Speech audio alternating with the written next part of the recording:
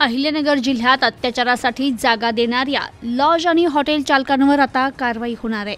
लैंगिक अत्याचारासाठी जागा उपलब्ध करून देणाऱ्या हॉटेल, लॉज मालक, चालक यांच्यावर आता कायदेशीर कारवाई करण्यात येणार असून त्यात त्यांना आरोपी देखील करण्यात येणार असल्याची माहिती अप्पर पोलीस अधीक्षक सोमनाथ वागचौरे यांनी दिली।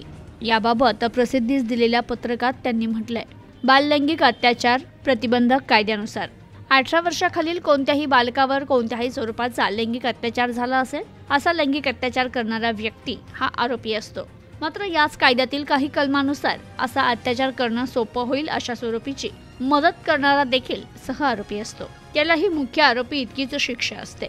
म्हणजे जशा स्वरूपाच्या अत्याचारासाठी जागा उपलब्ध करून देणारा जागा मालक, हॉटेल, लॉज चालक मालक यांच्यावरही कारवाई होते। या पार्श्वभूमीवर 2 दिवसांपूर्वी राहुरी पोलीस स्टेशन येथे बाललैंगिक अत्याचाराचा गुन्हा दाखल करण्यात आला। या गुन्ह्यात संबंधित आरोपीने लैंगिक अत्याचारासाठी 2 वेगवेगळ्या लॉजचा वापर केल्याचे निदर्शनास आले। त्या दोन्ही लॉज, हॉटेल चालक यांना या गुन्ह्यात आरोपी करण्यात आले। श्रीरामपूर विभागात अप्पर पोलीस अधीक्षक यांच्या अंतर्गत 17 पोलीस स्टेशन येतात। या 17 पोलीस स्टेशनमध्ये बाललैंगिक अत्याचाराखालील दाखल आणि तपासावर असणाऱ्या गुन्ह्यांची पडताळणी करण्यात येते।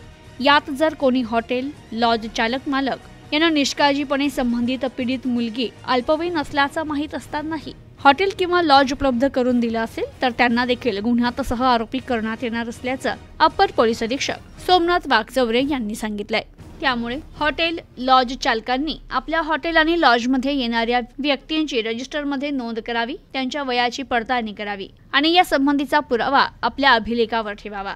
किरकोळ स्वरूपाच्या आर्थिक फायद्यासाठी सूचनांकडे दुर्लक्ष केल्यास गंभीर कायदेशीर कारवाईला सामोरं जावे लागेल असा इशारा देखील वागचौरे यांनी दिलाय।